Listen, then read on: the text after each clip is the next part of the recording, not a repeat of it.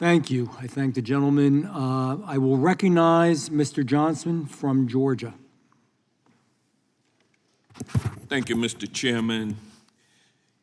The majority's witnesses have repeatedly condemned the revolving door between what they call leftist nonprofits and the federal government, but they need to take a long, hard look in the mirror and talk about what's happening with MAGA billionaire corrupt corporate conservative front groups, such as the Heritage Foundation, a giant recipient of dark money, and that happens to be your employer, Mr. Gonzalez, correct?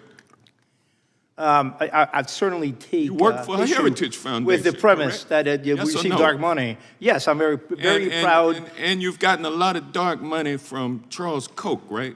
No, actually, no, we don't. Well, let me ask you this. Very little. Let me ask you this.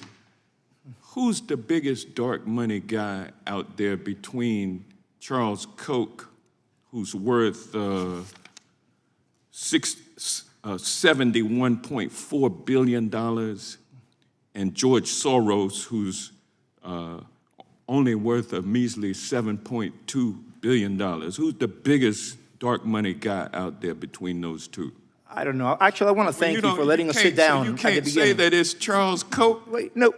First of all, you are aware that Charles Koch is a libertarian, let me and just we're not move- libertarian, let right? me just move on, sir. Ahead of the 2024 presidential election, a network of right-wing dark money groups led by the Heritage Foundation launched the notorious and infamous Project 2025, a federal policy agenda for the second Trump administration that provides a blueprint for the radical and unconstitutional empowerment of the executive branch to shut up bureaus and offices, overturn regulations, and replace thousands of public sector employees with political cronies and yes men, all in the services of a right-wing, radical, corrupt corporate agenda.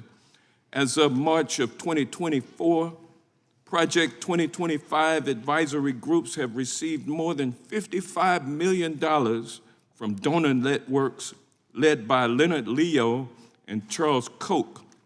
Now, during the campaign, which billionaire Elon Musk, by the way, purchased with about $275 million in dark money, Donald Trump swore he had nothing to do with Project 2025.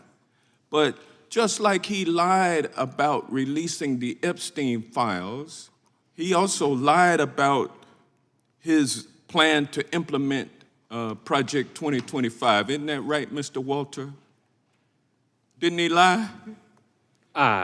You don't know? I You don't. won't say? Are you afraid? I'm quite awake. I don't have any. What about you, Mr. O'Neill? Did he lie? No, he said he didn't read it. Trump He didn't told the lie truth. when he said he was told the going to truth. He release said he didn't the read Epstein it. files? He said he didn't read Project 2025. Didn't he say he was going to release the Epstein files? I mean, Well, let me move on. Since the will allow inauguration, Trump administration officials have worked tirelessly to implement Project 2025, and even has the author of Project 2025 as the Office of Management and Budget Director, Russell Voigt. Used to be the Vice President of Heritage Action, right, Mr. Gonzalez? I believe he had a position Big at dark Heritage money Action. guy. Yeah. Used to be head of your operation, and now he is in the revolving door with the second Trump administration.